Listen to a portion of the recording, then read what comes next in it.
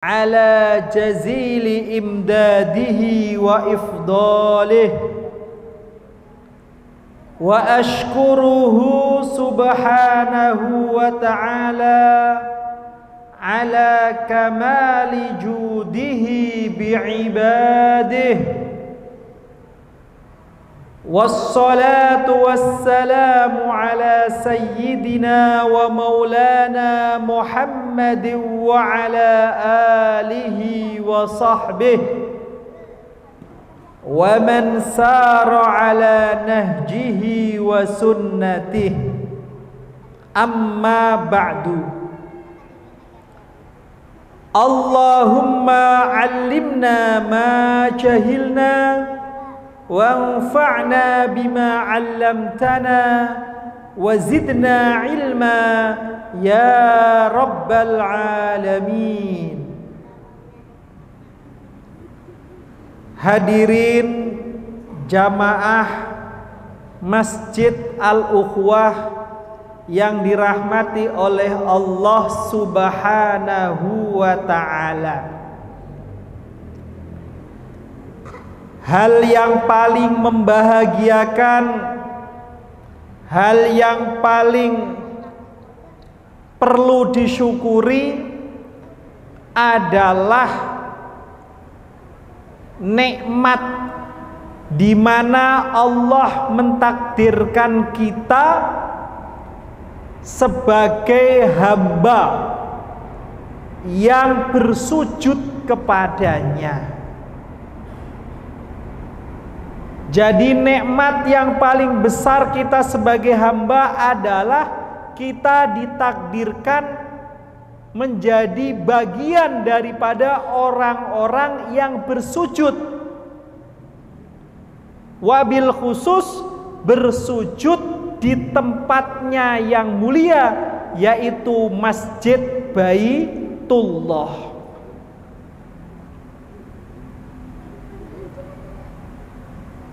Itu hal yang patut kita syukuri bersama.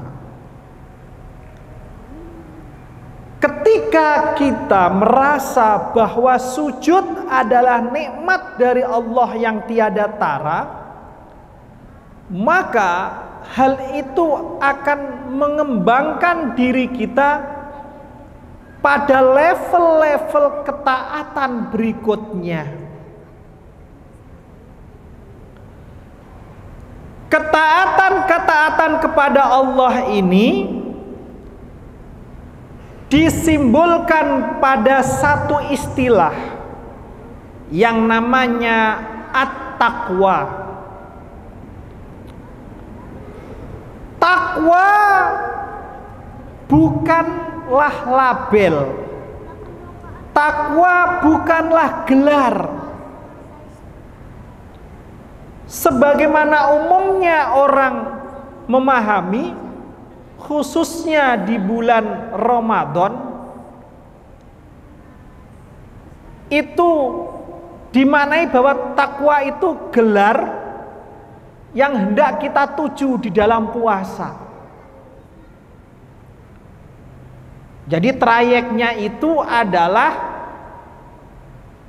kita puasa, lalu akhir puasanya itu kita dapat label gelar yang namanya takwa. Dari mana pemahaman ini? Pemahaman ini dari terjemahan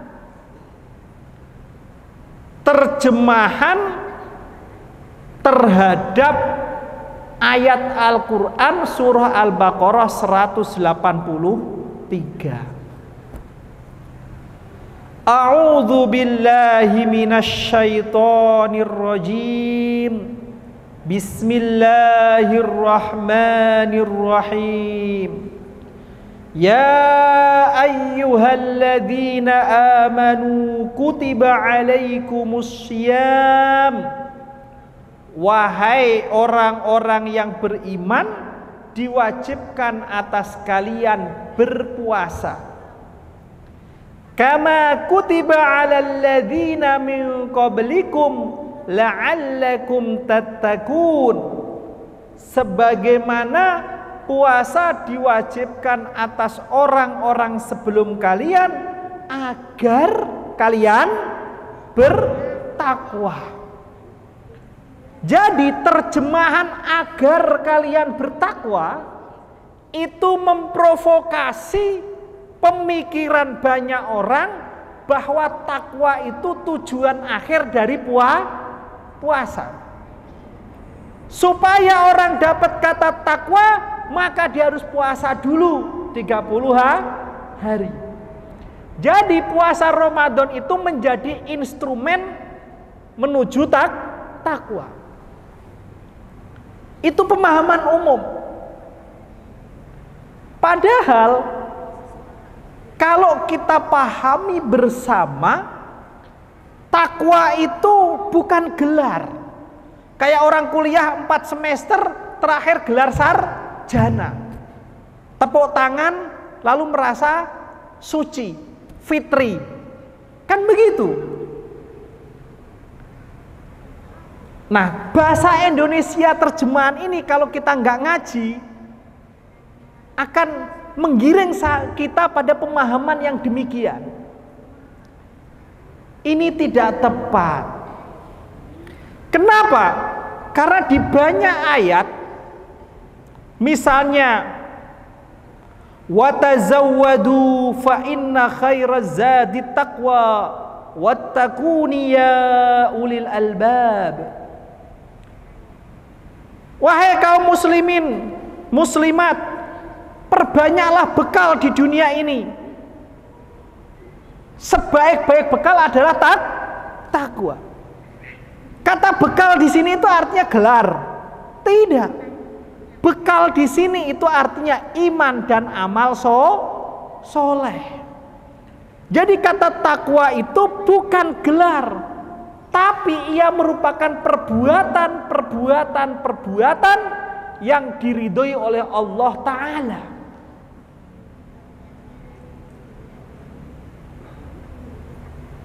Dan perbuatan inilah yang nanti kita bawa bekal di akhirat. Berarti kata la'allakum tattaqun ini itu bukan kok tujuan gelar, bukan, tapi dia sebuah perbuatan.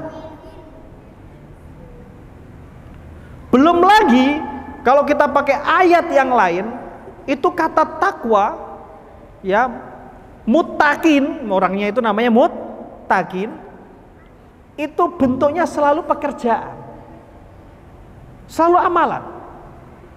Misalnya uiddat lil muttaqin, ya surga yang luas itu dipersiapkan untuk orang bertakwa.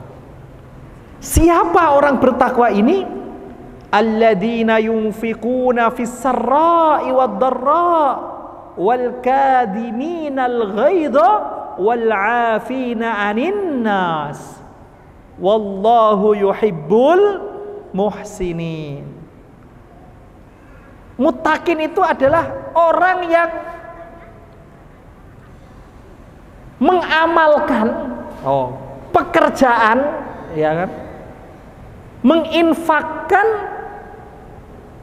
harta yang Allah rizkikan padanya, baik dalam masa sempit maupun masa senggang. Dia pekerjaan. Wal kadhiminal ghaidha, dia punya pekerjaan namanya mengekang hawa nafsu, emosionalnya itu dipegang. Wal 'afina 'anin nas, ia menekan egonya untuk bisa memaafkan orang lain. Jadi ini semua itu pekerjaan. Jadi kata la'allakum tattaqun dalam surah Al-Baqarah yang saya sebutkan tadi, ayat puasa tadi, itu bukan kok tatakun itu tujuan, bukan, gelar bukan, label bukan, tapi ia sebuah pekerjaan. Paham ya? Nah, dia pekerjaan. Makanya Syekh Nawawi Al-Bantani ulama Indonesia asal Banten yang keilmuannya diakui di Mekah, yang disebut min a'immatil Hijaz, yaitu di antara imam-imam yang punya keilmuan tinggi di tanah haram Mekah Madinah. Di antaranya adalah Syekh Nawawi Al-Bantani, wafat tahun 1316 Hijriah, punya kitab namanya Tafsir Marah Labid. Nah, di dalam tafsirnya itu Syekh Nawawi itu menafsiri kata la'allakum tattaqun, itu artinya apa? Ai tattaqunallaha bisaumikum wa tarkikum lisyahawat. La'allakum tattaqun itu artinya kalian bertakwa kepada Allah dalam wujud berpuasa dan dalam wujud meninggalkan hal-hal yang terkait syahwat, hawa nafsu. Jadi kata la'allakum tattaqun ini itu bukan tujuan, tetapi ketika malam hari kita puasa, niat puasa, disitulah takwa kita berproses. Jadi takwa itu proses kita mentaati Allah dan Rasulnya hingga akhir hayat, bukan label, bukan, tetapi nama pekerjaan yang kita jalankan yang wujudnya taat pada Allah dan Rasulnya. Pada bulan Ramadan wujud taatnya pada Allah dan Rasulnya apa? Berpuasa. Jadi puasa itulah takwa kita. Bukan kok takwa di akhir, tapi sejak kita niat puasa. Kalau di hari yang lain, taat kita kepada Allah itu kan umum.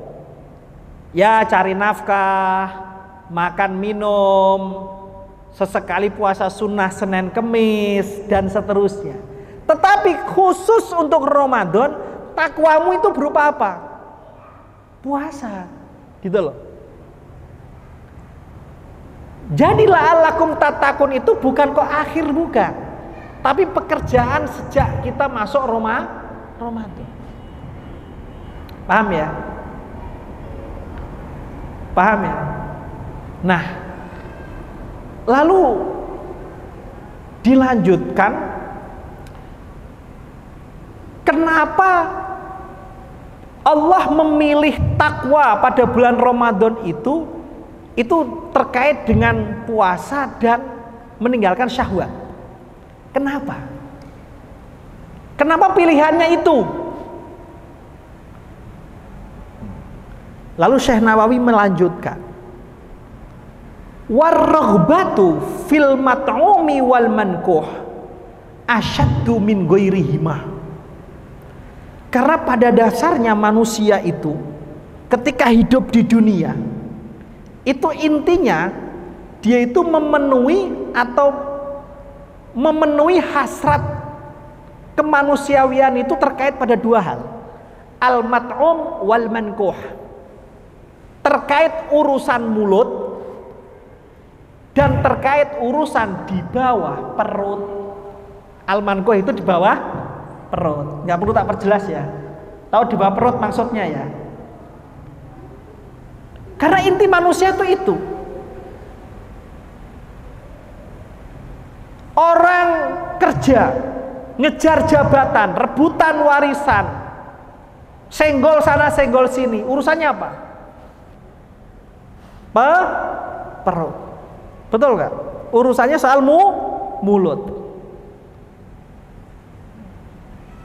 Mulut terkait makanan, ya betul. Mulut terkait status sosial. Tentu mulut yang punya status sosial tertentu beda dengan mulut yang punya status sosial tertentu. Betul kan? Walaupun sama-sama mulutnya mahasiswa sama mulutnya profesor kan beda. Meskipun sama-sama mulut. Betul.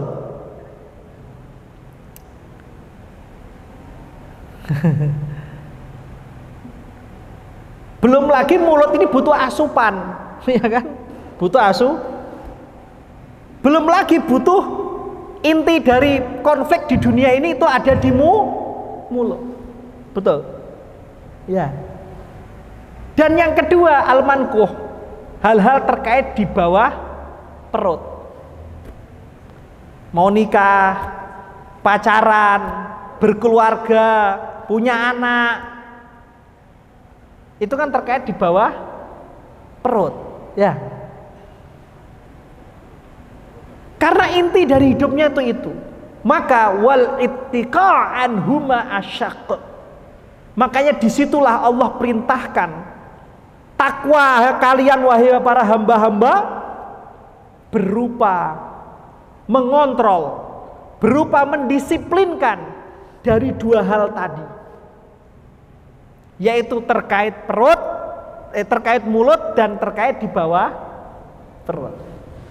Keren ya tafsiran Syekh Nawawi Banteni ya. Keren.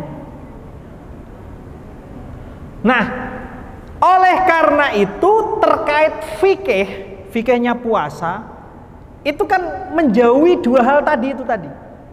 Terkait mulut, nggak boleh makan minum pada waktu-waktu tertentu, betul? Terkait mulut. Nggak boleh tukang mainin lidah-lidah muntah, batal puasa. Ya. Memasukkan benda pokoknya yang berwujud lah ke seluruh lubang-lubang. Gara-gara mulut itu lubang nggak boleh masuk. Contoh misalnya obat ambeien, pilnya dimasuki lewat dubur, batal puasa.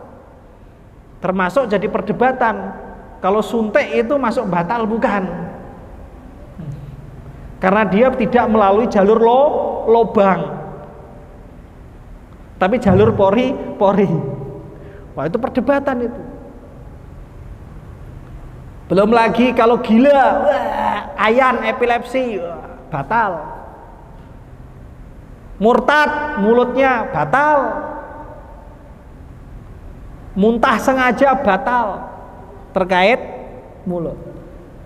Di bawah perut, mentang-mentang punya istri, pengantin baru, siang hari Ramadan, cipika-cipiki batal. Anak muda siang-siang Ramadan lagi gabut, ngeliat-liat video-video yang aneh-aneh, tiba-tiba ngecerit belawahnya, batal.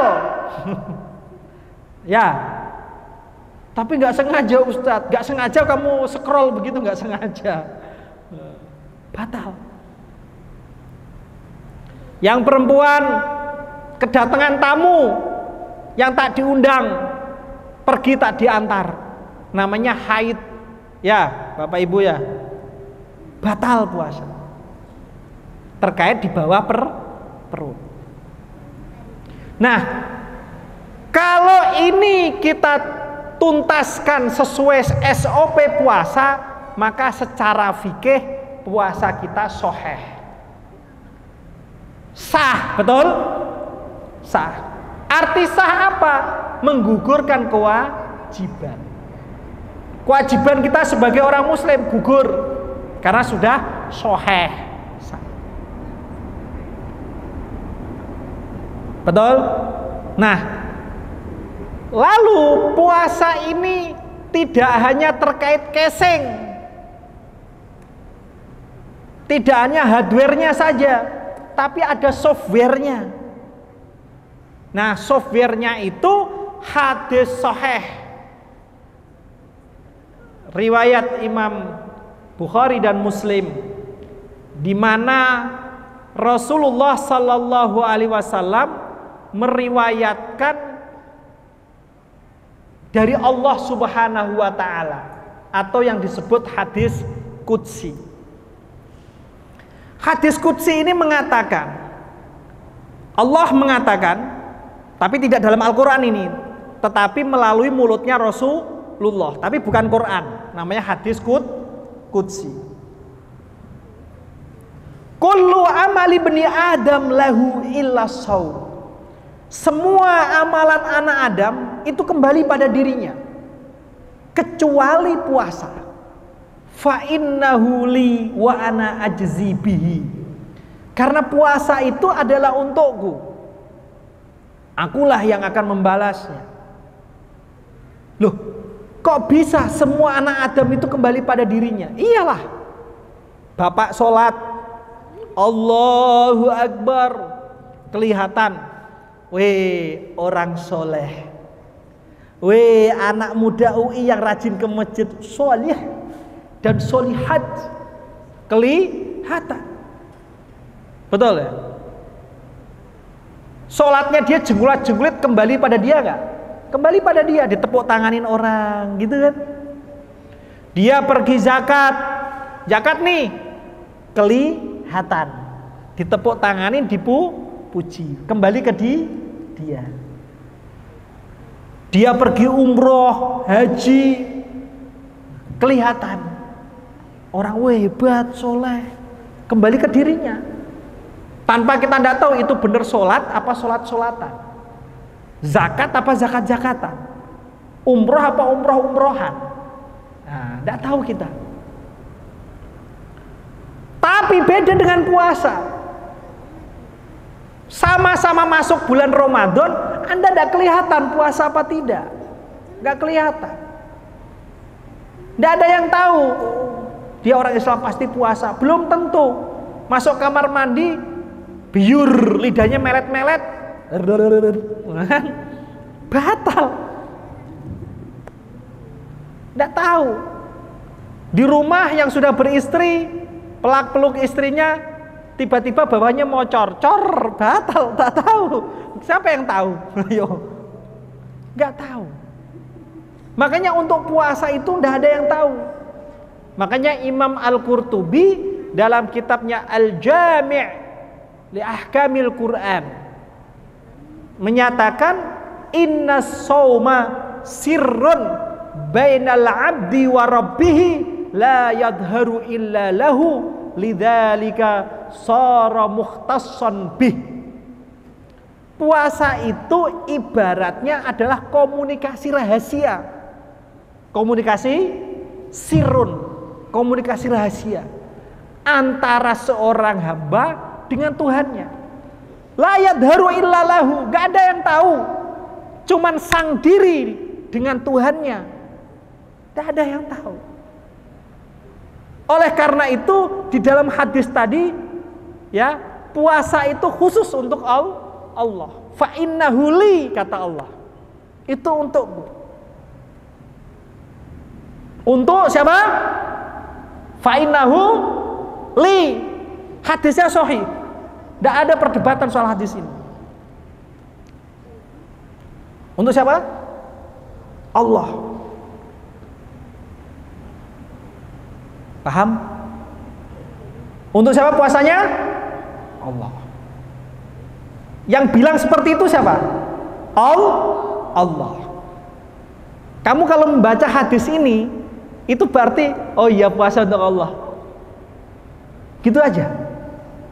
Atau kita omongannya, firmannya Allah ini kita balas. Contoh misalnya, ketika ada ayat gini, Alaihissallahu bi ahkamil hakimin. Bukankah Allah adalah zat yang maha adil, hakim yang maha hakim, adil bijaksana. Ketika ada ayat begitu jawabannya apa? Kita diam aja gitu. Kita jawab, bala wa ana ala dzalika minasy syahidin. Iya ya Allah, saya oke bahwa engkau memang, saya bersaksi engkau adalah maha adil. Kan gitu ya? Betul. Itu pula di Quran ada alastu birabbikum. Allah berfirman kepada para jiwa-jiwa yang mau lahir ke dunia, bukankah aku ini Tuhanmu? Dijawab oleh para jiwa-jiwa tadi yang mau ke dunia, bala syahid. Nah, Ya ya Allah, kami bersaksi Engkau memang Tuhan kami. Jadi ketika Allah berfirman demikian, itu ternyata ada TikTok paham ya? Jawaban dari hamba. Begitu pula soal puasa. Ketika Allah fa innahu li wa ana ajzi bihi. Puasa ini untukku, maka akulah yang menjawab. Terus hambanya diam saja. Nah, inilah rahasianya. Kenapa ketika kita sudah puasa komplit, ketemu maghrib, dung, kita baca apa? Allahumma laka sumtu. Ya Allah, ini loh untukmu puasaku. Nah, ya kan? Wabika amantu, dan dengan kepadamu ya Allah aku beriman. Iya dong.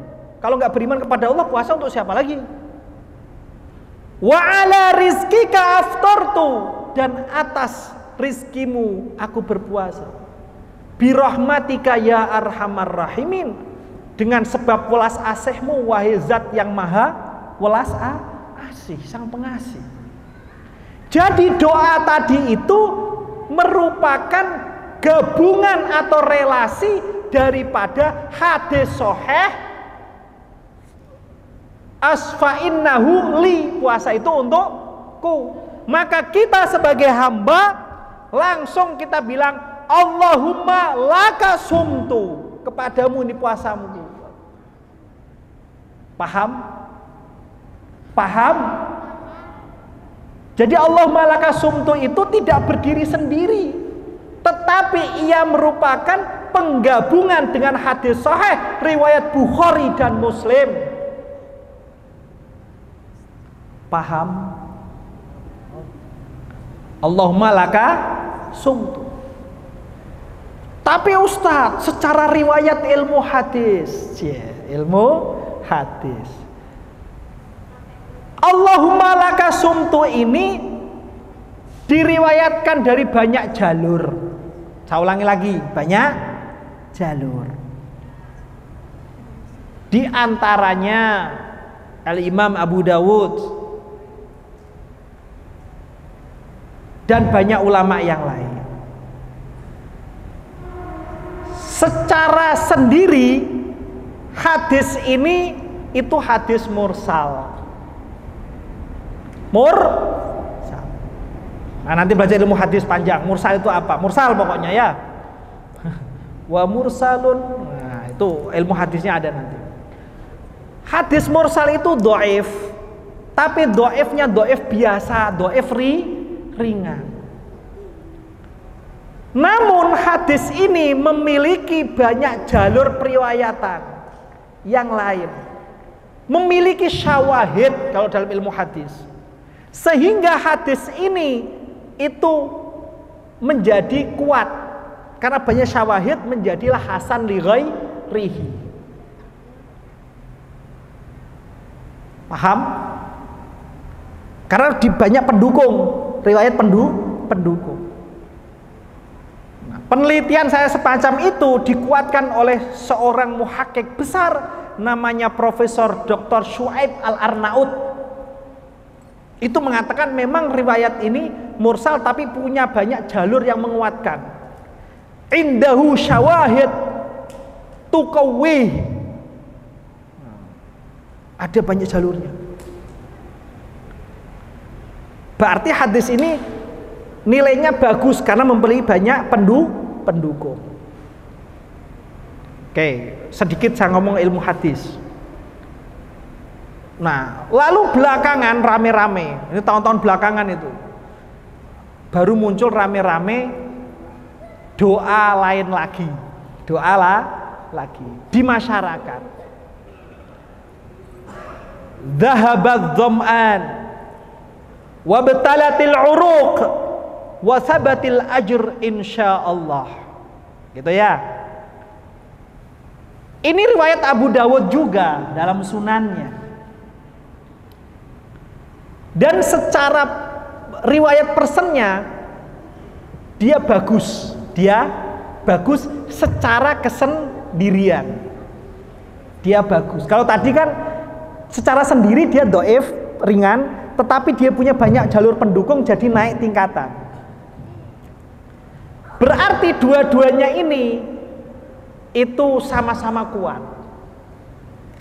Sama-sama kuat. Lalu kenapa para ulama mengajarkan di masyarakat pada umumnya pakai Allahumma laka sumtu, bukan yang kedua? Padahal secara person riwayat tadi ya bagus. Kenapa yang diajarkan secara umum Allahumma laka sumtu? Kan begitu pertanyaannya. Kalau orang yang males jawab, males studi ilmiah, jawabannya begini, ya udah digabung aja Ustadz. Iya, kalau ustadznya kayak saya gabung nggak apa-apa, apal semua saya. Ya, dahabat doman, wabtalatul uruk, watabatul ajr, insyaallah, Allahumma laka sumtu, gabung semua bisa. Tapi bagi anak saya jawab begini, Buya, kelamaan doanya, singkat saja, gitu kan. Nggak apa-apa. Diskusi ya ilmiah biasa. Nah, kenapa ulama terutama kiai kita itu mengajarkan Allahumma laka sumtu lebih populer? Karena Allahumma laka sumtu ini merupakan relasi dengan hadis sahih fa innahu li wa ana ajzi bihi tadi. Puasa ini untukku, maka kita sebagai hamba ketika puasa selesai kita bilang laka sumtu ya Rob. Nih puasaku untukmu. Nyambung nggak? Nyambung. Sementara kalau dhahabat dham'an itu kalau diartikan dhahabat dham'an, sudah hilang saatnya ya tenggorokan ini apa dahaga. Wabtalatil uruk. Nah, sudah saatnya nih kerongkongan dibasahin. Wasabatal ajr, mana dong pahalanya? Insya Allah. Mana dong pahalanya? Wasabatal al ajr, mana pahala? Pahala sudah ditetapkan insya Allah. Dari sisi kekhusyuan puasa, itu makna Allahumma laka sumtu lebih dekat sopan santunnya, penghambaannya daripada makna doa yang kedua. Boleh diangan-angan.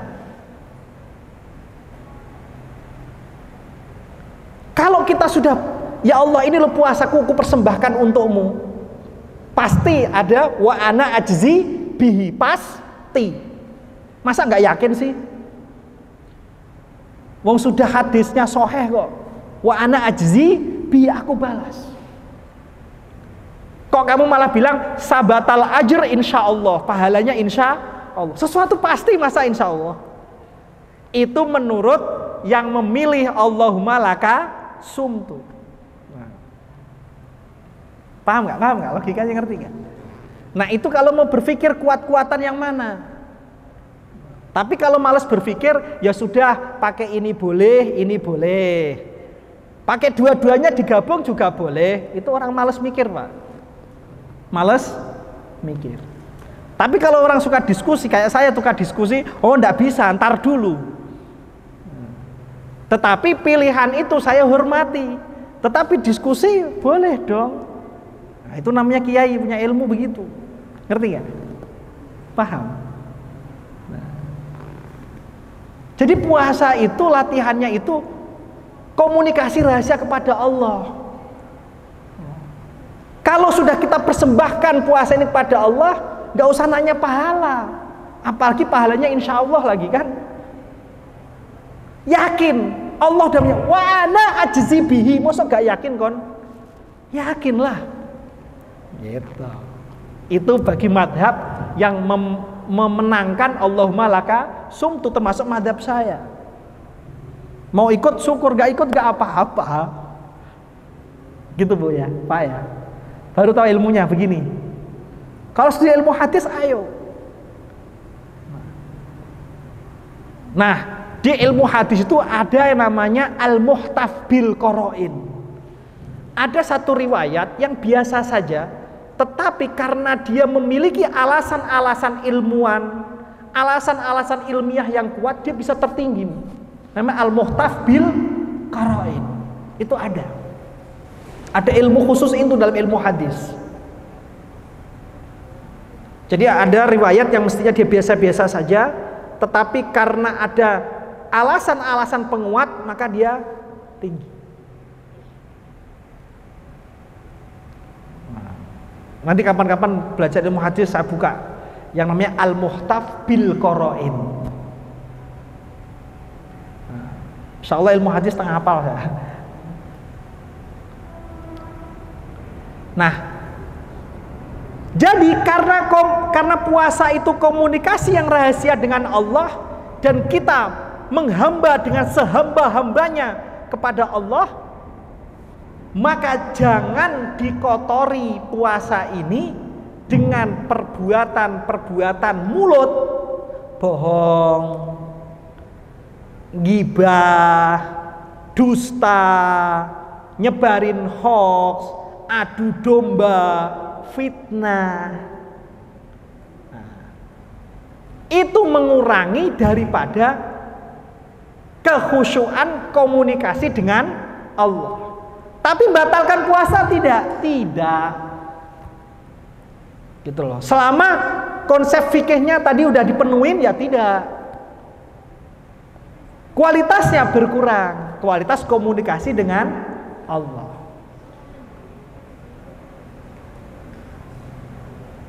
Nah, singkat cerita, ini udah mulai ngeliat jam ini. Singkat cerita, jadi singkatin aja ceritanya. Dari sejak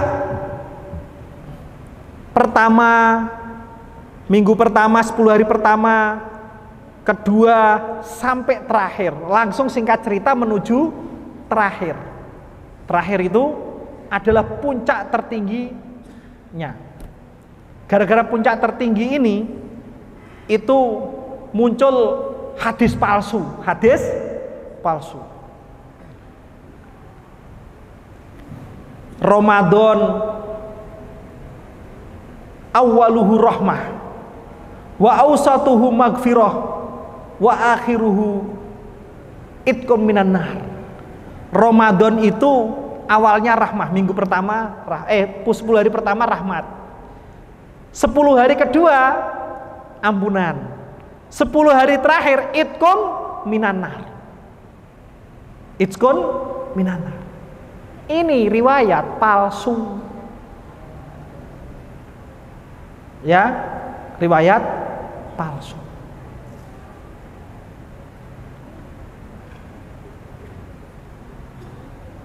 Nah, oleh karena itu ya, pembagian ketiga ini populer di kita. Itqum minan nar. Jam berapa ini? Jam berapa? 9:30. Sebenarnya waktunya sampai jam berapa nih? Hah? Jam berapa? Jam berapa? Bebas aja.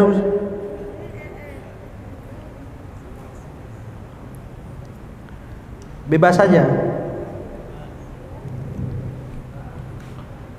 Sampai mana tadi? Oh, hadis palsu. Nah, hadis ini itu ditulis oleh Imam Ibnu Asakir dalam kitab tarikhnya.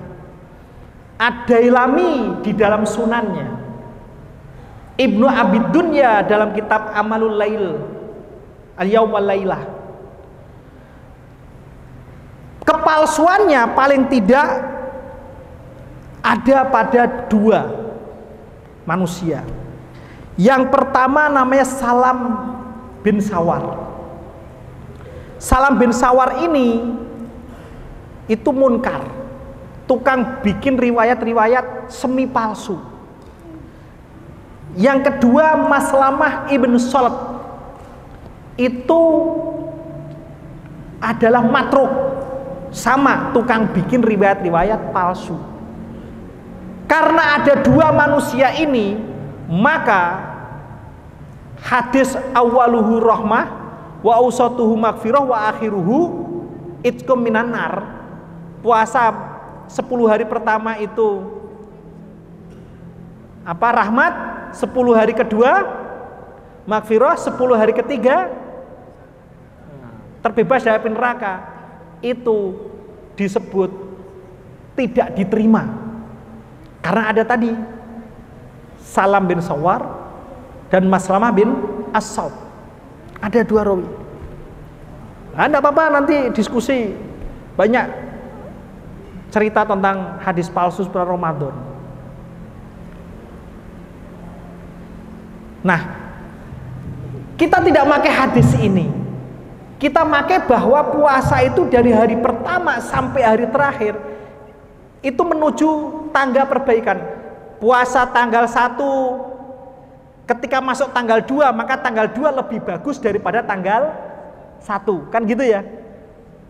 Naik, makin bagus, puncaknya di 10 hari terakhir. Kan begitu ya? Iya dong, orang masa makin buruk ya makin bagus lah.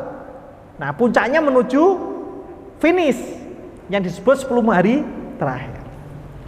Nah, di 10 hari terakhir ini kita mengenal namanya Lailatul Qadar. Mengenal Lailatul Qadar.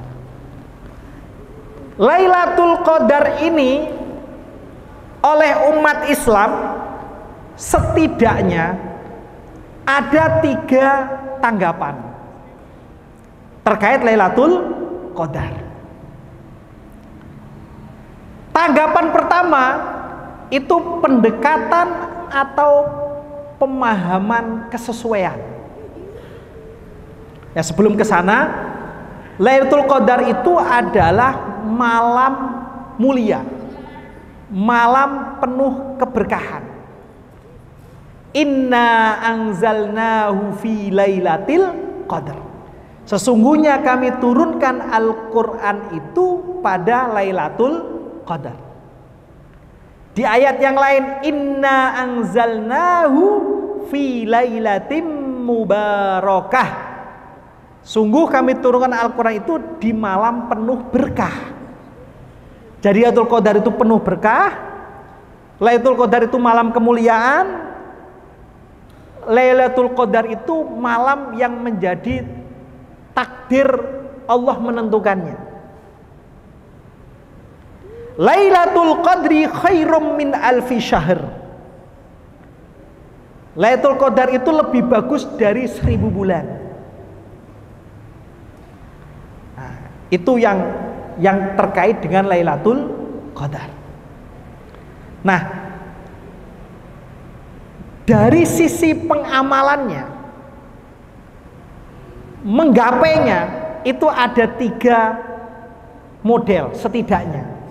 Yang pertama adalah model berkesesuaian. Ini yang diikuti oleh mayoritas umat Islam. Yaitu Lailatul Qadar itu suatu malam yang sangat istimewa, berada pada waktu tertentu. Ya, siapapun yang beribadah berkesesuaian dengan waktu tersebut, maka berarti dapat Lailatul Qadar. Itu makna berkesesuaian. Meskipun ketika saya tanya kapan persisnya jadwal Lailatul Qadar tadi supaya saya bisa menyesuaikannya, jawabannya wallahu a'lam. Betul ya? Betul nggak? Nah, saya kembali kepada Rasulullah Sallallahu Alaihi Wasallam.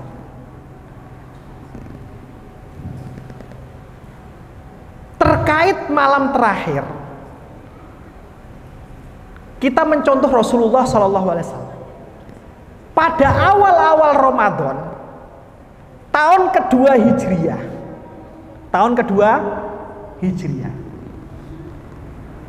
Rasulullah Sallallahu Alaihi Wasallam itu dapat perintah puasa.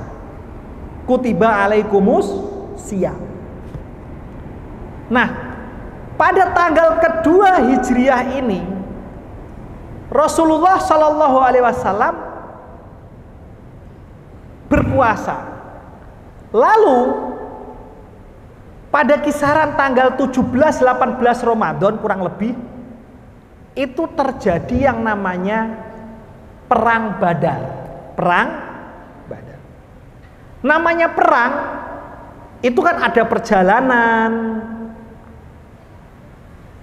ada keamanan, kewaspadaan dan seterusnya, ya kan? Berarti ketika tanggal 17, 18 seterusnya Rasulullah itu sibuk dengan yang namanya perjuangan. Itu di awal-awal perintah puasa Ramadan. Tetapi di akhir-akhir hayat Nabi terkait 10 hari Ramadan itu Nabi di dalam riwayat yang sahih itu disebutkan karena Rasulullah itu ketika sampai idza dakhala al-ashrul awakhir min Ramadan, ketika sampai pada 10 malam terakhir itu sadda mi'zarahu, Rasulullah mengecangkan ikat pinggangnya, sarungnya. Wa ahya lailahu, Rasulullah itu menghidupkan malamnya, qiyamul lail dan seterusnya. Wa aiqadha ahlahu, Rasulullah membangunkan sanak keluarganya untuk ayo qiyamul lail. Berarti di sini kita dapatkan dua fenomena.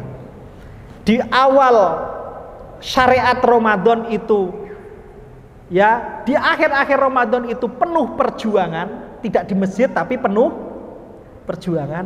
Tapi di akhir-akhir masa hayat Rasulullah, akhir-akhir Ramadan itu kebanyakan di masjid dan iktikaf. Pertanyaan saya, apapun itu, mau yang pertama, yang kedua, semua adalah referensi Rasulullah. Nah, untuk mensikapi akhir Ramadan itu adalah di dalam masjid ataukah di luar dalam perjuangan? Paham nggak Pak? Yang diambil yang mana? Yang saat awal-awal Ramadan tadi ataukah saat akhir-akhir Rasulullah meninggal? Secara ilmu yang kuat diambil yang mana ini? Yang terakhir apa yang pertama Pak? Ayo, yang ikuti Rasulullah, yang ikuti yang mana?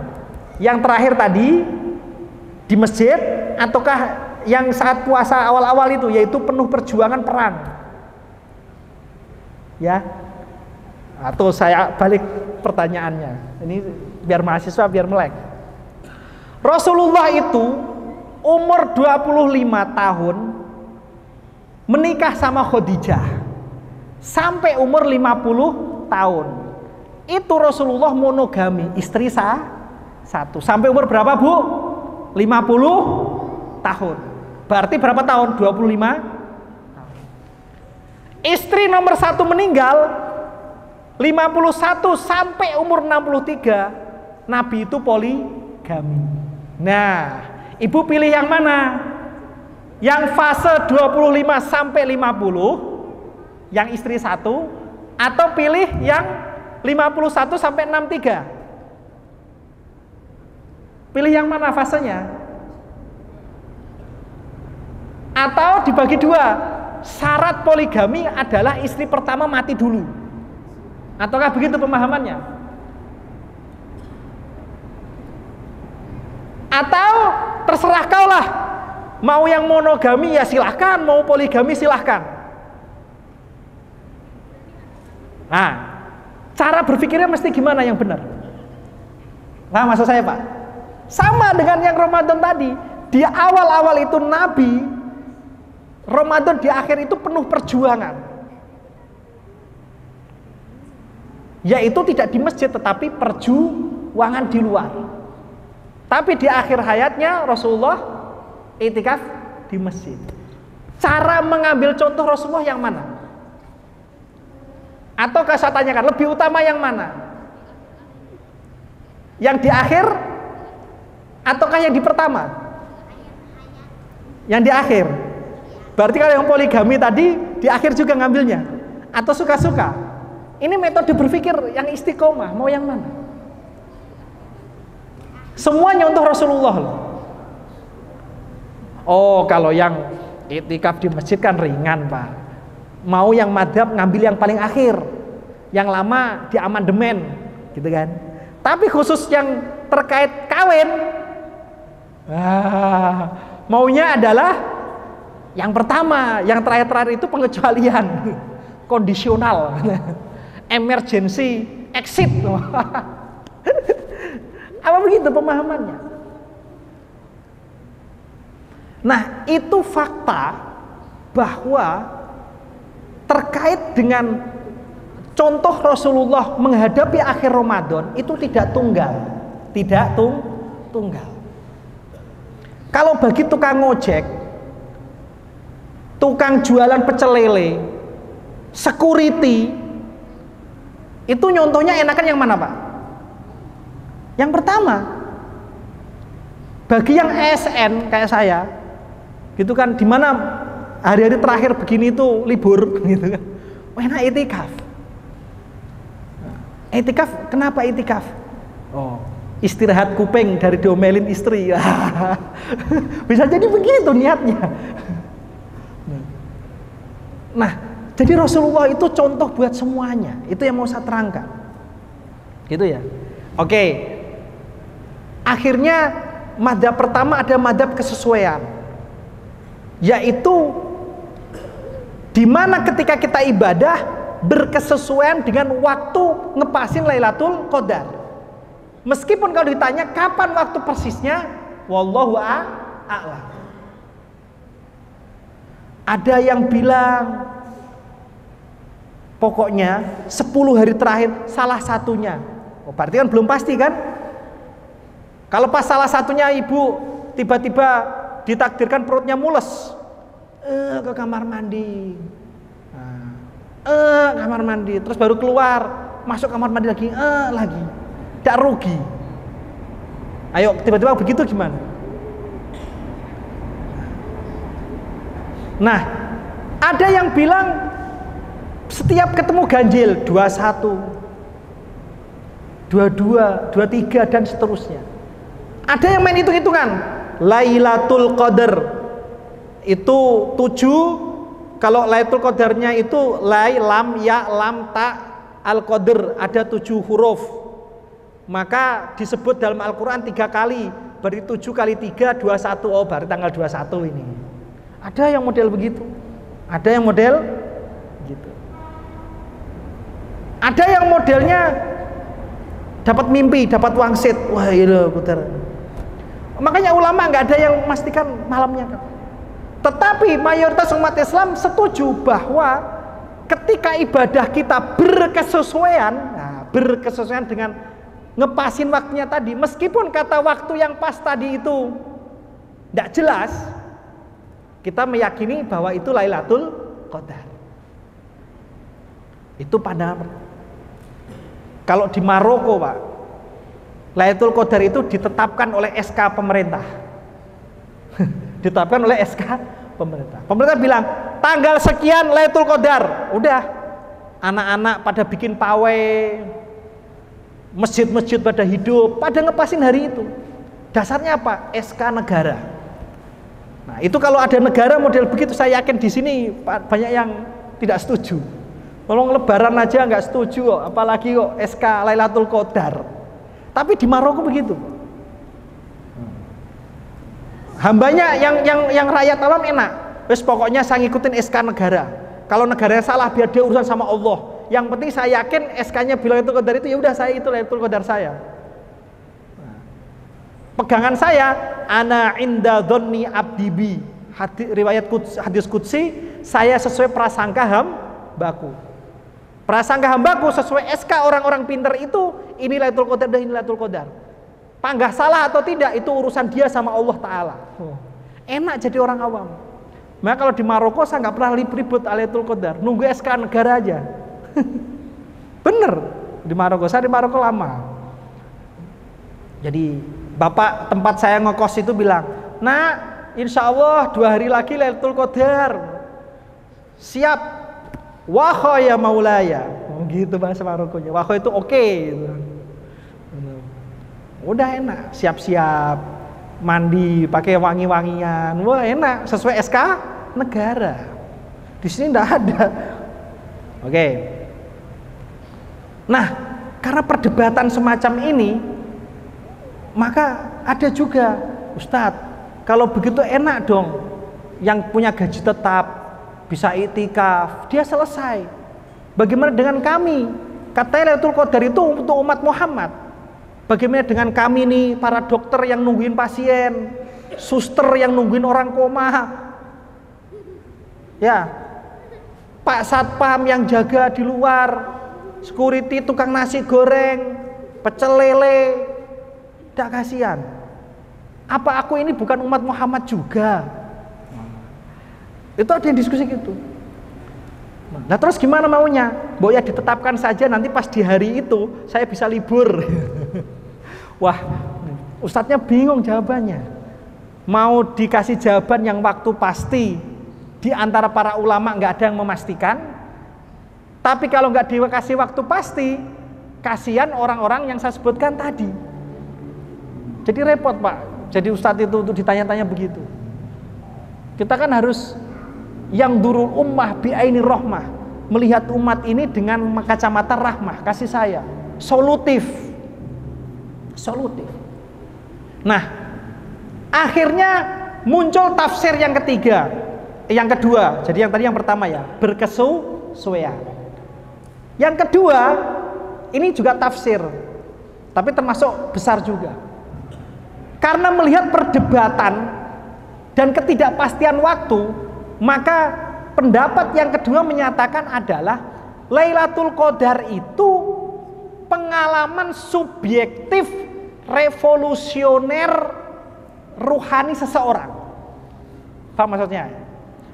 Jadi sudah sampai puasa dari tanggal pertama itu, mestinya di penghujung akhir kita memiliki yang namanya revolusi rohani. Ada semacam gejolak yang luar biasa, yang mana gejolak itu mampu kita mengumpulkan seluruh kebaikan puasa, kita genggam, yang kita lanjutkan sampai hari-hari setelah puasa. Bahkan kita genggam sampai akhir hayat. Nah, ketika terjadi malam revolusi tersebut, itulah Lailatul Qadar kamu. Itu pendapat yang kedua. Paham maksudnya? Bisa terjadi pada ganjil, bisa terjadi pada ini, tergantung kamu. Ini beyond the time, di luar waktu. Karena kalau disesuaikan dengan waktu, nanti bilang begini, Papua bilang, weh Lailatul Qadar weh. Nah, aku dapat SMS nih, di Jakarta, di Depok, wih Papua Lailatul Qadar, wah bentar lagi saya nih nyampe nih. Nanti bagian di Amerika. Itu kritik daripada orang-orang yang mempertanyakan tafsir bahwa Lailatul Qadar berkesesuaian dengan waktu. Nah yang ketiga ini, itu tergantung revolusioner kita. Kalau kita nggak terjadi revolusioner apapun, ya nggak akan ada Lailatul Qadarnya. Nggak akan Lailatul Qadarnya. Mau jempalitan sebagainya. Tapi yang paling bagus, revolusioner itu melalui kontemplasi, berpikir mendalam, muhasabah diri, dan itu hanya bisa dilakukan melalui jalur iktikaf. Jadi kalau iktikaf cuma pindah tidur, ya bagus, pahala tetap gitu loh. Tapi pertanyaannya, dapatkah kita revolusi spiritual kita yang tertinggi? Bahasanya itu gini, kalau 17 Ramadan itu nuzulul Quran, Quran turun, bisa nggak pada akhir Ramadan tadi mi'rajul insan, manusia naik spiritualnya, mi'raj spiritualnya. Nah, yang pendapat kedua ini itu paling bagus memang saat kontemplasi di masjid yang namanya itikaf, paling bagus. Tetapi tidak menutup kemungkinan mereka-mereka yang ada di luar itu bisa mengalami yang namanya revolusi spiritual. Paham? Bapak Ibu sekalian? Jadi artinya mau yang di masjid mau di luar, semua umat Muhammad mendapatkan peluang yang sama, disebut dengan peluang mendapat Lailatul Qadar sesuai dengan aktivitas ketakwaannya. Itu maksud dari pandangan yang kedua. Nah, ketika pandangan kedua ini saya presentasikan, satpam, tukang ngojek, wah seneng Pak. Terima kasih Mas Ustadz, ini baru enak tenan, katanya begitu. Ya, pokoknya yang penting takwa ya Pak. Ya, ini bangga saya, seneng Pak, tepuk tangan saya. Meskipun saya nggak bisa mengejalani, yang penting bikin orang seneng. Saya semangat ini bikin nasi goreng.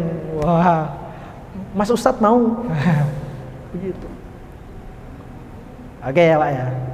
Nah ini pandangan yang terjadi.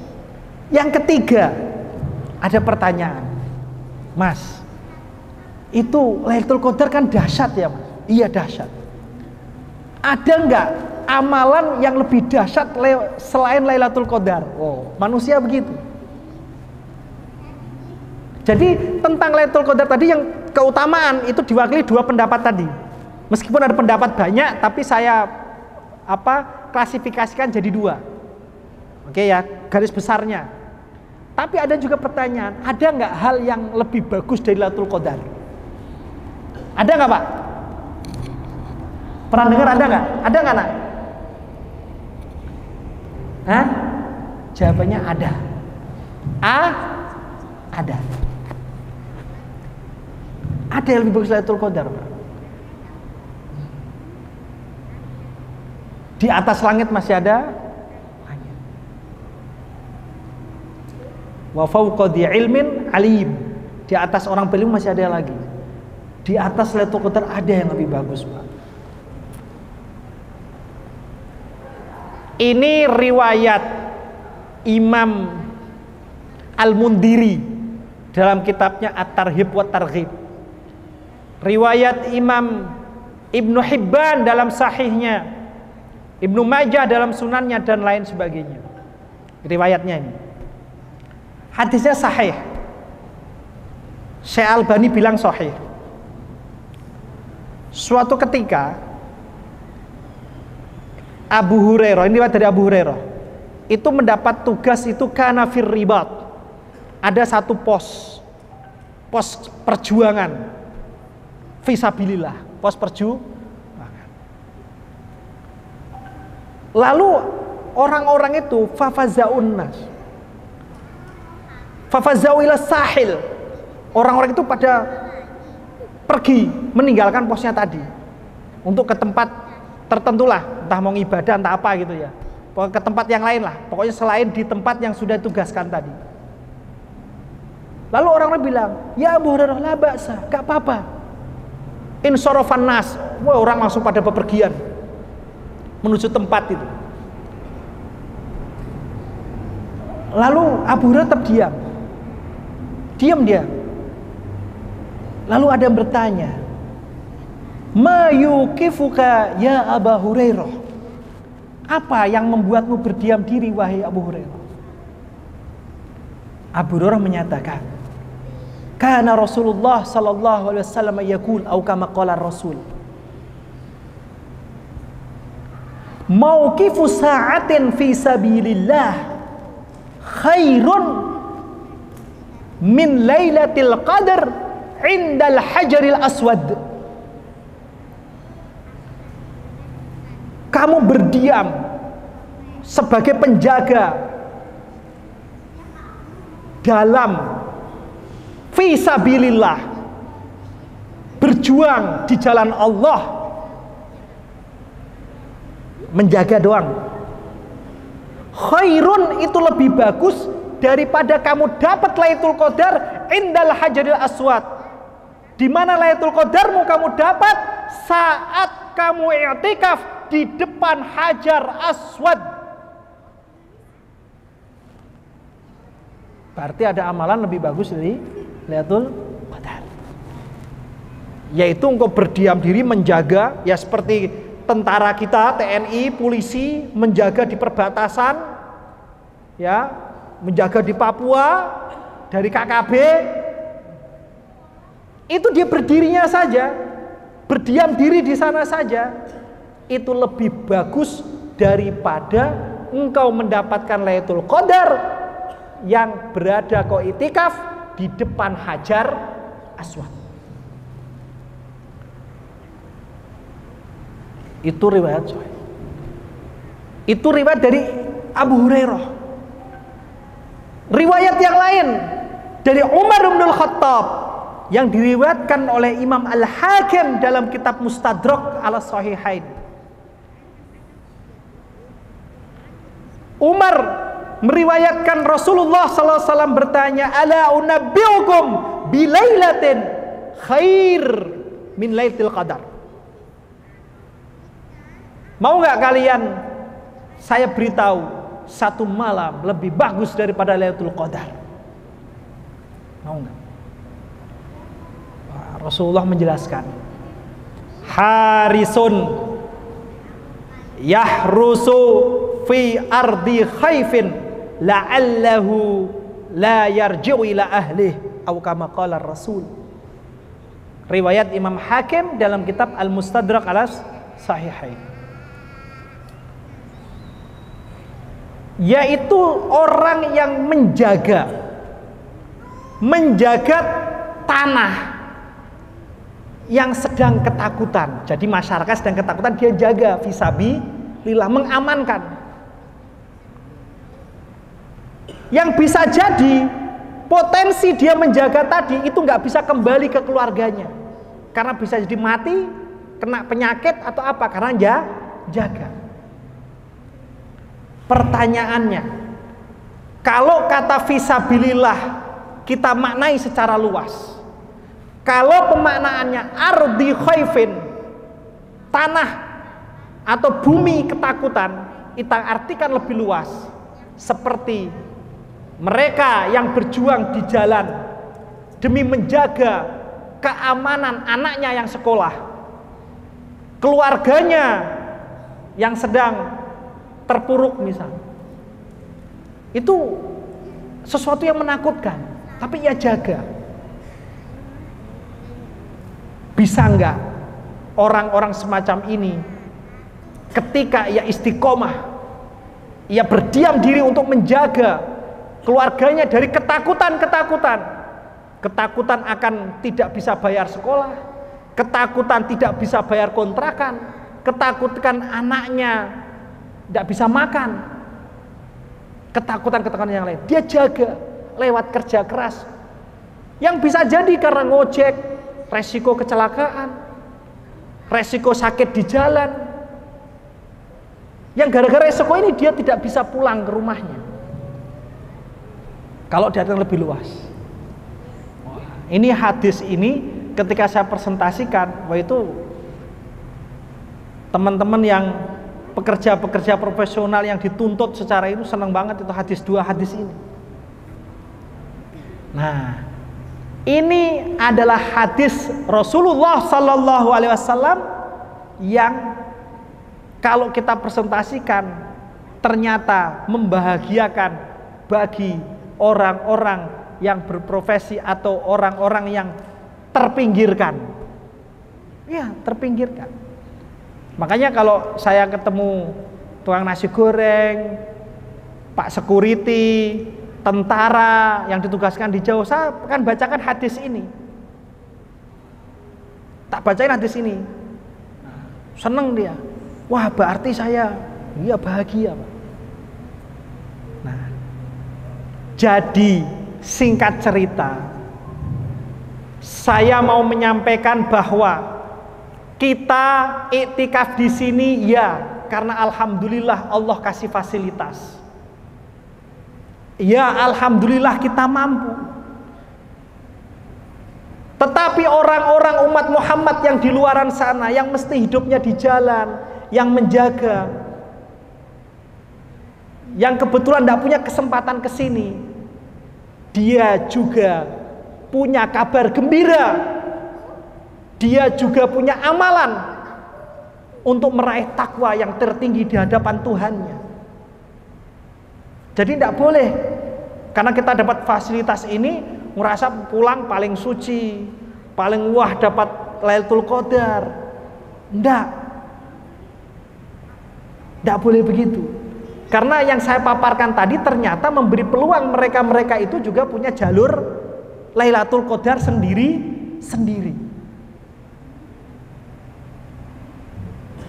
Nah, tetapi sungguh sangat merugi ketika kita sudah i'tikaf, berkontemplasi, muhasabah diri, di dalam diri kita tidak terjadi revolusi rohani, revolusi spiritual. Rugi. Revolusi rohani ini mengumpulkan seluruh spirit Ramadan, kebaikan Ramadan kita bawa, implementasikannya lanjut meskipun lewat Syawal, seterusnya hingga kita menemui ajal. Kalau itu tidak terjadi, apakah kita mengaku dapat Lailatul Qadar, atau itu hanya ngaku-ngaku saja, klaim, sementara lain pada kenyataannya. Nah, inilah yang yang ingin saya tegaskan. Bersyukur sekali Bapak Ibu sekalian bisa di sini i'tikaf. Ya alhamdulillah, semua tercukupi, keluarga dan seterusnya, alhamdulillah. Dan itu salah satu jalur amal soleh. Salah satu jalur amal soleh. Dan jalur amal soleh ini itu banyak diikuti para ulama. Yang bagian ini loh ya. Tapi jangan menafikan ada jalur lain. Oleh karena itu, ya, mudah-mudahan kita tetap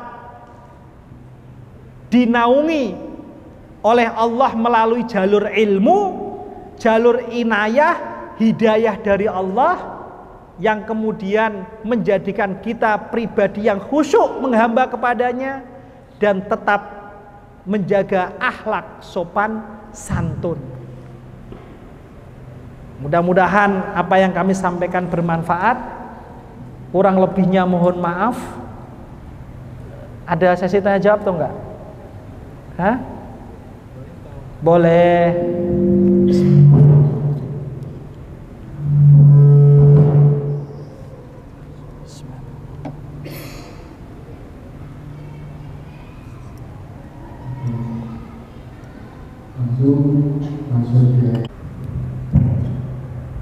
Ya, terima kasih. Dosa atau kekeliruan kita itu ada dua. Satu, dosa tersebut terkait dengan hakul adami, yaitu dosa-dosa terkait dengan hubungan sesama anak Adam. Yang kedua, dosa terkait hakullah, yaitu hubungan kita dengan Allah Subhanahu wa ta'ala. Kalau dosa terkait dengan Allah, ya, Allah itu Maha Pengampun. Yamhullah ma yasha wa yuthbit ma yasha. Allah menghapus yang Allah kehendaki, menetapkan yang Allah kehendaki. Dan Allah Maha Arhamur Rahimin. Jadi kalau terkait dengan Allah, Allah Maha Pengampun. Misalnya lagi males sholat, males gitu ya. Sholat duhur males. Sadarnya baru jam 4 sore. Lalu dikodok sholatnya. Dibayar, kan yang duhur ya dibayar. Habis dibayar, bilang, ya Allah, ampuni aku ya Allah. Insya Allah Allah Maha Pengampun. Jadi kalau dosanya terkait dengan Allah, Allah Maha Pengampun. Tergantung, ini terkait dengan Allah ya. Inna rahmati sabaqat ghadabi. Dalam hadis dinyatakan begitu, hadis qudsi. Sesungguhnya welas asihku itu lebih cepat mendahului daripada murkaku. Jadi kalau urusan dengan Allah, ya, itu insya Allah Allah Maha Pengampun. Nah, dosa yang kedua ini, yang berat itu urusan sama manusia. Nah, dosa terkait dengan manusia hanya ada dua cara menghapusnya. Kalau terkait dengan materi, bisa utang piutang, janji, tunaikan. Kalau terkait dengan khilaf, minta halal dan maafkan. Hanya ada dua ini, tidak ada yang lain. Paham ya? Kalau misalnya dulu waktu SMA makan gorengan 10, ngaku 5, nggak ada itu dosa. Allah memaafkan, enggak. Datengin penjualnya, ngomong, bayar. Nggak ada itu ceritanya ini. Paham ya? Nah. Dulu waktu SMA saya ngerjain orang jadi begini-begini sehingga dia celaka. Nggak bisa itu. Allah maafin, enggak. Selesaikan dulu urusan dengan anak Adam. Selesaikan dulu. Paham ya Naya? Ada hadis sahih menyatakan, Rasulullah tanya kepada sahabatnya, Atadrina mal muflis? Tahu nggak kamu orang yang bangkrut? Kata sahabat, man la dirhama wala mata. Yang bangkrut ya yang nggak punya duit, nggak punya modal, nggak punya barang dagangan ya Rasul. Lalu Rasulullah mengatakan, man ya'ti yaumal qiyamah bi salatihi wa saumihi wa zakatihi atau kama qala Rasul. Orang yang datang di hari kiamat, ia bawa pahala solat, bawa pahala zakat, bawa pahala puasa dan seterusnya. Wa akala malahaza, tapi ia pernah makan harta orang onoh. Wa syatama haza, mulutnya pernah menyakiti orang onoh. Wa qazafa haza, mulutnya pernah menuduh-nuduh onoh tanpa hak. Dan seterusnya, singkat cerita hadisnya panjang, akhirnya orang ini nanti itu Allah akan buka. Misalnya ibu siapa namanya tadi ibu? Muslihati. Nah, mahasiswa Muslihati. Muslihati mau naik surga dengan sholatnya, zakatnya. Tiba-tiba teman SMA-nya bilang, ya Allah, belum selesai urusan sama saya. Ntar dulu. Ada apa? Dulu dia waktu bikin makalah utang sama saya sampai lupa, belum selesai. Oh, ya sudah. Kalau gitu pahalamu kasih ke dia. Mau naik lagi ke surga. Ntar dulu. Ama saya belum selesai ya Allah. Dulu dia pernah ya mulutnya itu nyakitin hati saya. Gara-gara tanda tangan dia gaji saya nggak di transfer. Akhirnya saya utang sana utang sini. Belum selesai ya Allah. Ntar dulu selesaikan di sini. Begitu. Nah, hitungan sampai akhirnya habis itu kebaikannya. Tapi hitungannya belum selesai. Maka ya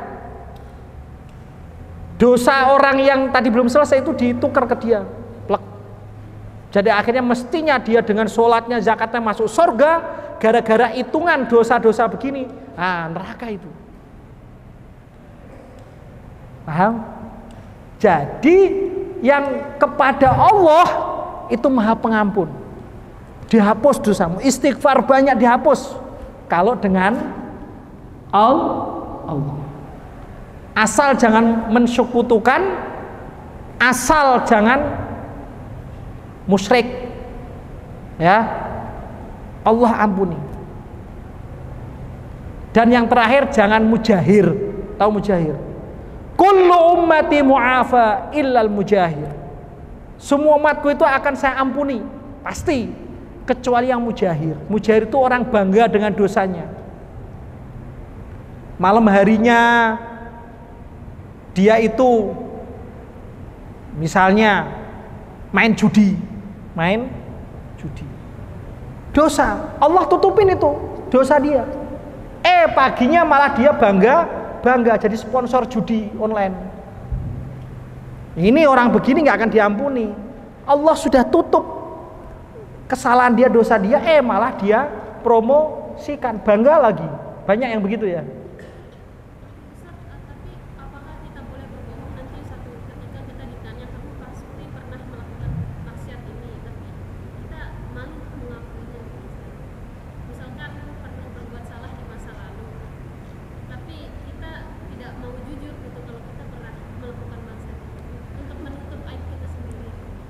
Sebaiknya apa yang Allah sudah tutupi jangan dibuka.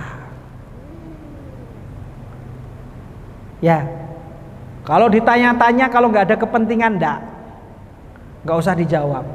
Apa yang Allah sudah tutupi jangan dibuka-buka. Allah sayang sama kita. Jangan dibuka, ya jangan diulangi. Oke? Nah, padahal kan wawancara. Perbuatan jahat apa yang pernah kamu lakukan? Dosa apa yang bikin kamu? Kadang orang begitu ya. Buat apa? Apa nggak ada komunikasi yang lain untuk membuat edukasi yang baik? Karena ada kullu ummati mu'afa illal mujahir. Semua umatku dimaafkan loh. Asal dia tobat tuh dimaafkan. Tapi ketika Allah maafkan, sudah ditutupi oleh Allah, ya jangan dibangga-banggakan, promosi-promosikan. Itu mujahir, Allah nggak suka itu. Pertama itu apa tadi? Musyrik, menyekutukan Allah. Yang kedua adalah mujahir. Insya Allah maaf. Allah maaf, pokoknya maaf lah. Nah, yang jadi persoalan itu Neng, terkait anak Adam, itu nggak bisa selesai. Hanya muncul dari kata dia, saya halalkan, saya maafkan, hanya itu. Selain itu tidak bisa. Tidak bisa. Paham? Yang repot itu saat sadar nyari orangnya. Orangnya udah meninggal. Ayo, mana itu minta tanggung jawaban? Cari keluarganya, ahli warisnya. Oh capek Ustadz, ya itulah. Mau diselesaikan di dunia, apa lanjut? Nunggu di akhirat nanti. Di akhirat itu semua ditampakkan. Semua akan ditampakkan, gak akan disembunyikan. Semua kayak TV begitu aja udah. Nah oleh karena itu, hal-hal terkait anak Adam segera, mumpung masih hayat di kandung badan, segera selesaikan. Kalau memang harus bayar, ya bayarlah. Kalaupun memang harus ketemu dan wajahnya itu kesatria, temuilah secara kesatria. Biar selesai di dunia. Paling banter ya dilaporin polisi kan gitu Neng ya. Tapi kalau kita ngomong baik-baik, ya insya Allah orang Indonesia itu pemaaf loh. Ya, paling banter malu lah gitu. Daripada di akhirat, kalau di sini masih ada duit bisa minjem, nggak ada duit minjem bank, ya kan? Kalau di akhirat hanya amalan kita, ya amalan kita kalau banyak, kalau sedikit, ya. Nah makanya berdasarkan hadis muflis ini, itu ada yang disebut investasi akhirat yang dipaksakan. Tiba-tiba ada orang menyakiti kita gitu kan, wah ini investasi akhirat nih, nanti saya tagih dia. Tapi juga tidak boleh begitu, tetap kita menggunakan instrumen. Pak Bos, ini THR saya, ini hak saya, ini gaji saya. Tetap kita ngomong, tetap kita protes sesuai kapasitas kita. Kalau itu sudah dilakukan, ya sudah. Ternyata kok nggak hasil, berarti itu memang takdir Allah kita punya investasi. Di akhirat kita tagih. Ada orang bilang, kehilangan apa? Motor. Udah ikhlasin aja. Nggak bisa. Kehilangan motor nggak bisa ikhlasin. Ikhlas nggak begitu. Ikhlas itu kamu miliki barang, kamu kuasai barang itu, kamu secara ridho, secara ilmu, kamu berikan ke orang. Itu namanya kalau motor hilang tidak. Motor hilang tuh gimana? Ya cari. Lapor polisi kek, cari kek gitu kan. Sudah Ustadz, udah nggak bisa Ustadz, ya sudah. Anggap saja investasi akhirat. Itu bisa ditagih sama orang tadi. Bisa ditagih. Tapi nggak boleh juga motor hilang, ya sudahlah investasi di akhir. Nggak bisa. Usaha dulu. Setelah mentok baru ya sudah. Makanya orang mukmin itu kalau dapat ujian dia sabar karena dia yakin akan hadis sahih tadi. Hadis sahih itu bisa dipakai untuk pegangan akidah. Itu udah kaidah itu. Hadis sahih bisa dipakai untuk pegangan akidah. Seperti hadis Muslim ini, hadis sahih itu bisa buat pegangan akidah.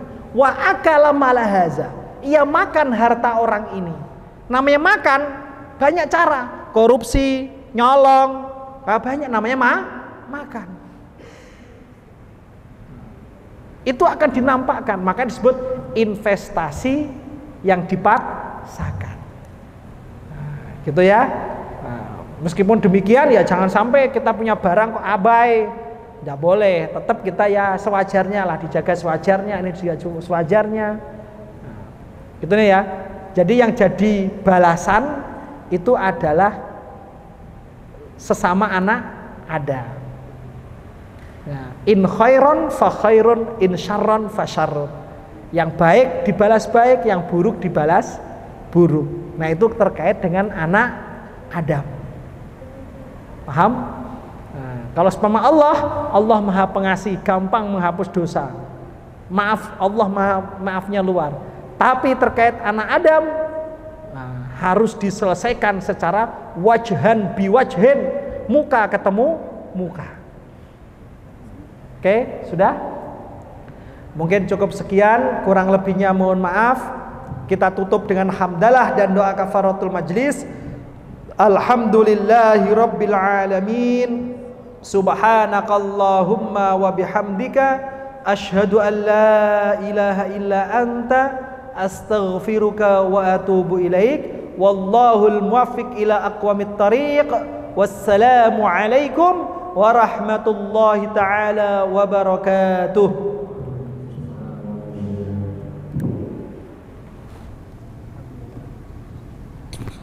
نعمه ويكافئ مزيدا يا ربنا لك الحمد ولك السلام ولك الجلال ولك العظمة كما ينبغي لجلال وجهك الكريم والعظيم سلطانك. اللهم صل وسلم وعظم وكرم على سيدنا محمد الفاتح لما أغلق والخاتم لما سبق ناصر الحق بالحق والهادي إلى صراطك المستقيم وعلى آله وصحبه حق قدر المقدار العظيم في كل محط ونفس عدد ما وسع علم الله. اللهم إنك عفو كريم تحب العفو فاعف عنا يا كريم. اللهم تقبل منا صلاتنا وصيامنا وقيامنا وقعودنا وركوعنا وسجودنا وتضرعنا وتخشعنا وتعبدنا واعتكافنا وتمم تقصيرنا يا الله يا عزيز يا غفار. اللهم حبب إلينا الإيمان وزينه في قلوبنا وكره إلينا الكفر والفسوق والعصيان واجعلنا من الراشدين.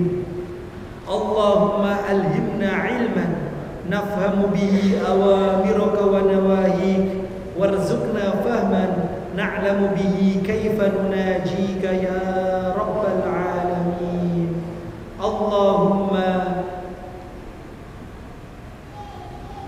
اللهم يا الله يا فتاح يا رزاق يا كافي يا مغني، إنا نسألك أن ترزقنا وأحبابنا والمسلمين صحة في تقوى، وطول أعمار في حسن أعمال، وأرزاقا واسعة بلا تعب ولا مشقة ولا سؤال، مصروفة في أكمل الطاعات وأفضل القربات كما تحب وترضى يا ذا الجلال والإكرام. ربنا آتنا في الدنيا حسنة وفي الآخرة حسنة وقنا عذاب النار. وصلى الله على سيدنا محمد النبي الأمي وعلى آله وصحبه وبارك وسلم.